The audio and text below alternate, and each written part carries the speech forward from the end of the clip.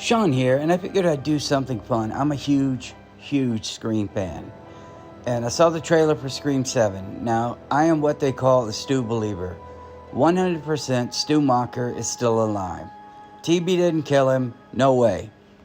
They do a couple things in the new Scream 7 trailer. One of those things is they have the ghost face to have like a breathing apparatus, which of course leads you to believe that could be Stu under there. But I have this like dream scenario I want to see happen.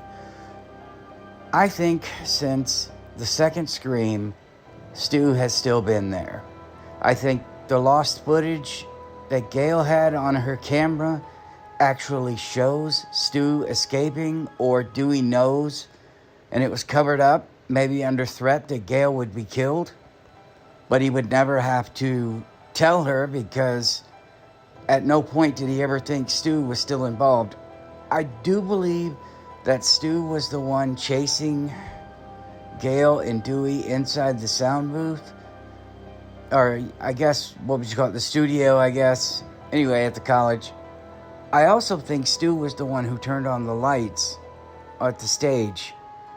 Right, I think Derek dropped down, but Mickey was chasing her, so he couldn't have been in the building. Mrs. Loomis had Gail. They showed one single shot with one heavy set of footprints heard that flipped the lights on. And I think that's Stu. And then the third one, it was supposed to be Angelina Tyler, along with Roman Bridger. But looking back now, originally it was supposed to be Stu, but of course the Columbine thing happened, and anyway, it was supposed to be a cult. But I think you could easily just say Stu was helping Roman there. And in the fourth one, pretty sure you could work Stu in there some, Jill and Charlie being part of the cult. And the fifth one, I can't remember if it's 5 or 6. I think it's 5 when Dewey dies. But I can't really remember. I'm sorry, I haven't seen it in a while. I think it's 5. And he says, "It's an honor." And I think that's Stu, because he gutted Dewey. I really do think that's Stu. And I think that the attack on Gail was Stu. We all know his patented move. 2 arms above his head. Just like, if you don't know what I'm talking about, in the first one, he's chasing Sidney, saying, "Easy, easy." And the next day, he gets hit in the face by Tatum, and he's like, "Easy." So, anyway, I know I'm rambling a little bit. I'm just trying to get it all out there. But Stu's patented move is 2 arms above the head. So, whenever you see that, you know it's Stu. Some of the things he said to Gail. Now, I'm going to get into my theory here in a second that I would love to see, but some of the things he said to Gail, only he would know. And I think Sidney, at one point, I honestly think Sidney knew she was talking to Stu. "You're dead." Like, there was a pause for a moment. I think, if anybody, how many Ghost Faces has Sidney listened to? Like, what, 100? I mean, at this point, she could probably tell the difference between, "Oh, you're Roman. Oh, you're Billy. Oh, you're Stu." But I think Stu is alive, because the one article of clothing that was missing from the Ghostface Shrine, I think it was in part 6, was Stu's sweater he was wearing at the party. And I think in 5 and 6, that is if you believe he's dead. When Kirby said that, if you don't get shot in the head and scream, you can come back. Jill can come back. Angelina Tyler, she can come back. And man, oh man, how bad do I want to see Mickey come back. Because technically, he didn't get finished off. Now, I think the exception to this, I think it's Charlie. He got stabbed in the heart. Pretty sure that was the end of that. But I would love it to be the cult. Back at the Macher house.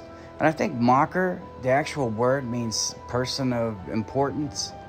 So, like a cult leader, I don't know if they planned this from the start. Who knows? Because Wes Craven was very deliberate. In the first movie, he spoke about the rules. When Randy, they wrote it, Kevin Williamson, they wrote it. And Randy said the rules. The killer comes back for one last scare. Billy came back for one last scare. Stu, he did not. They didn't have to finish him off. They should have finished him off. So anyway, I could just go on forever, but here's the dream scenario for me. Ghostface, who I believe is Stu. I believe it sounded like he had a breathing apparatus. God, please be Stu. But I'm going to tell you the scenario right now. There are many Ghostfaces in this one. And all of them have a similar or the same voice. When the Ghostface killer is finally unveiled, it's his sister or somebody. Hey, by the way, blue flannel. If you guys don't know the blue flannel thing in Scream, blue flannel is either a red herring or the killer. Jill, go back and watch the first Scream. Go back and watch all the way through. Blue flannel. There is a girl wearing a pink jacket with blue flannel on. Probably gonna be Stu's daughter or something stupid. Who knows? Anyway, blue flannel. Hashtag blue flannel conspiracy theory. But they all use the same voice, and they're revealed. And maybe Sidney looks confused because Gail's already going to be dead. I'm just throwing that out there because that would make this movie that more intense. Even if she's not, it's no big deal. They're both standing there, but this is Sidney's movie. I have a feeling this is her last movie. It's to close all this off, tie it up in a nice bow.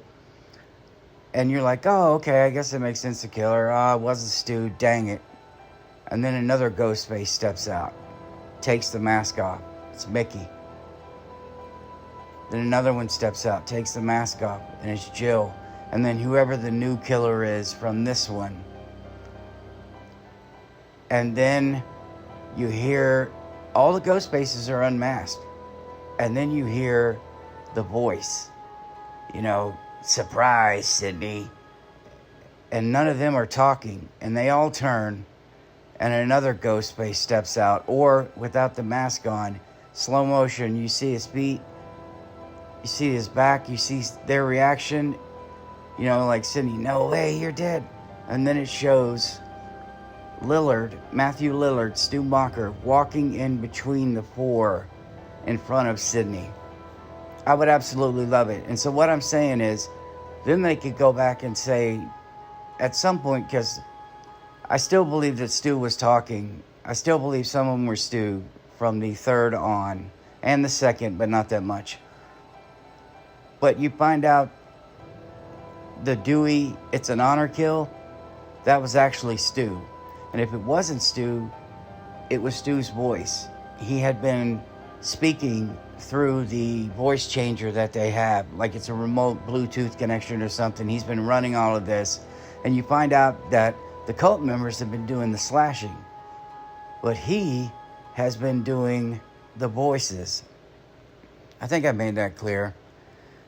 All the speaking, well, the speaking with the original cast has been Stu remotely talking. Maybe an earpiece in there. I don't know. I don't really know. But I do know that if they wanted to tie this Sidney thing, nice, tidy bow, they would. I have a feeling, well, Roman Bridger's back, so let's back up. And I'm hoping, please, dear God, don't make this about Roman Bridger and Stu opening up, and it's going to show the Maureen Prescott kill, and it's going to show a de-aged Roman Bridger talking to a de-aged Matthew Lillard, and that's all we're going to get.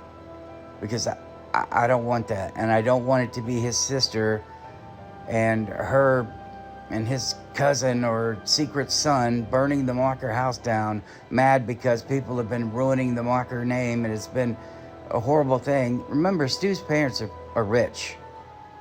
They're really rich. So they could have paid off, the sheriff paid for his campaign, paid for everything. Just let us take him. We'll put him in a psychiatric. We'll do whatever we need to do. I don't really know. But I do know that I'm really happy that we're not going to see episode 6 bullcrap again. People were getting absolutely wrecked and staying alive. And they stepped into something you should never do in a Scream movie. No inner monologue. No hallucinations. You don't want to see side effects of what the character is experiencing. Scream has always been what is there. That's what made it so scary. The first Scream wigged me out. Roddy Piper lives up on like a mountaintop in Oregon, or did when he was alive. And Gary Meyer had a house up in the same area. I went up to Gary's house. It was a group of us. We were watching that movie, and I remember coming out of the house and realizing, holy shit, Ghostface could be anywhere. It could be over here, it could be there. Just really scary. Really, really scary. It was the first time I think I felt like Halloween, the original Halloween. You had that feeling like he's in your neighborhood. Well, Scream was in your neighborhood. I mean, it was a little ridiculous with the whole, here are the rules. And then we got to know what you did last summer and a whole bunch of other stuff. But I think with Scream 7, what we really need as fans, we need to tie off whether or not Stu is alive. Put a bow on it. Let's be done with it. Yes or no? I think yes. I think most people think yes. But there are those people out there who say he's dead. And this is going to be a whole meta commentary on AI voice chat, like a Zoom call, and it's Dewey messing with Gail, messing with Sydney, and then there'll be a Stu one. And here's another scenario. Stu has a video voice call with Sydney, and she's like, no way, you're dead. And maybe he says a few suspect things where she has a pause, like, how would he know that? Oh, maybe the other Ghostface know this. Whoever it is, maybe they know this. The other thing that we had was the AI, I don't know if it's AI, robotic. It's like motion detecting. You know what's going to happen there. You know, it's either the killer's either going to jump out from behind it, or it's actually going to be the killer that's turning with them. I thought they were going to slip some holograms in, because if you think about it, the Mocker house is a murder house, B&B, right? So I thought maybe they'd have like full screens of people talking to them. I mean, you could do so much creepy shit. I don't think they're going to, though. But you could do so much creepy shit if you had like holograms of Roman and Stu, and you had all these likenesses of Billy. Of course, he's not really in this, but all these likenesses, and they were they would interact with you, and maybe if you check in as a guest, facial recognition, they know your name. Just bear with me. You check in as a guest, facial recognition, they know your name. So when Sydney walks by, hello, Sydney. I mean, how creepy would that be, especially if they could recognize you, and it's the Ghostface voice. So AI or not, that's what it sounds like. Well, anyway, there's just so many opportunities to make this awesome. One last Michael Myers killing spree by Stu. One last hurrah. It better not be her freaking daughter it better not be her daughter that turns out. She has a villain poster in the trailer. I saw that and I'm like, oh my God. They have a tendency to slap all of that crap. There was one where there was like a double album thing. There was a whole lot of stuff in the first one that people were pointing out. I guess when Taylor Swift dropped her double album, she was doing the peace sign, and then just things that signified duality too. And then she dropped that secret double album. Well, in the first one, there were supposedly some things like that. I mean, it was really cool. Really cool listening to the breakdown of some of these people. Now, I know I ramble a bit, but if you watch my channel, you know I ramble a lot. Scream is a passion of mine. I love murder mysteries, and I love slashers. And this is one of those rare franchises. Well, with the exception of maybe 6. One of those rare franchises where the whodunit is actually fun to try to figure out. And going back and watching them, the ones that were written correctly, adequately, you can now see all the clues that was telling you, hey, they're right there. Those are the killers. And I always wondered in the first Scream, I'm only bringing this up because I've always wondered, Billy was talking to a girl in the video store. Now he's going out with Sydney. And I don't know if that was the mother of his child or whatever, but I always wondered what happened to that girl. Did they just cut her death scene out of the movie? Was she originally supposed to die? And I want to point out one other thing too. And I know people are going to say, oh, well, this is nothing. Well, they could make it something. Neve Campbell and Matthew Lillard were dating during Scream 2, during that era. Matthew Lillard was on set, and they put a blonde wig on him, and they had him at the party. You can actually spot his cameo. He's hugging Mickey at the party in a scene where there are two characters talking in the forefront. They're in the background. They could easily take that fun little cameo and show that it was actually Stu. And I had a theory about Mickey. If Mickey were to come back, a theory about Mickey. Mickey was a quote-unquote active serial killer, which was how Billy's mom found him. And so I thought, what if Stu sent him down that path? What if he was inspired by Stu, reached out to him, found him in the hospital? Mickey honed his craft, so to speak, you know? And when he was ready, he was going to don the ghost face. Because if Stu was alive, Billy Loomis's mom sure as shit would have contact with him if she knew. She would want all of the information, all of the background. Anyway, I just think this whole thing is like wide open. And I know I'm giving the writers too much credit. This is what we always do. We see all of the potential in these films. And then the movie comes out and you're like, you did the obvious thing. This is absolutely stupid. This is not what we wanted. Or even worse, you get a Game of Thrones Season 8 where they use we're subverting expectations, which is what they did. I think it was 6 when Tara didn't die in the beginning. I think it's Tara. She got stabbed like 1 billion times, and she was the first girl in the opening scene that didn't die, which was stupid. So, I don't know. That Scream 6 was made during the whole height of the woke era, and I have my theories about that, but we're just going to let that go. The other person who could come back, at least a lot of people think, is Ethan. Ethan Landry. I think that's the son's name. Like I said, I didn't really like that one too much. But they think that he could possibly come back, which, you know what? I don't know if he got shot in the head. I don't think so. He could come back. I mean, Kirby came back, and I was pissed when she died. I really wanted, and then she came back, and I'm like, oh, cool.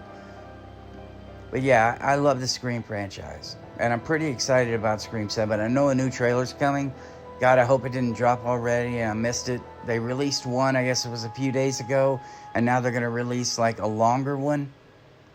And this is the one Scream I don't think it would matter if they revealed that Stu was one of the killers. I don't think it would matter at all. As a matter of fact, I think it would send more people to the theater. Or if people thought, if they hear, you heard Dewey's voice in the trailer, you heard Stu's at the end. In the next trailer, if you hear Mickey's voice and then Jill's voice, then you have to figure out, wait a minute, are some of these killers still alive, or is this AI? We know Dewey's dead and his voice is there, but wait a minute, which one of these are real, which one of these are actually fake? I'm so excited. I don't usually do trailer reactions because they've been pretty strict on what you can react to, and you have to like blur it out and shake the screen. Anyway, I love Scream, and I hope you enjoyed me rambling. I can't wait for this film to come out. I'm so excited. I'll see you guys in the next one.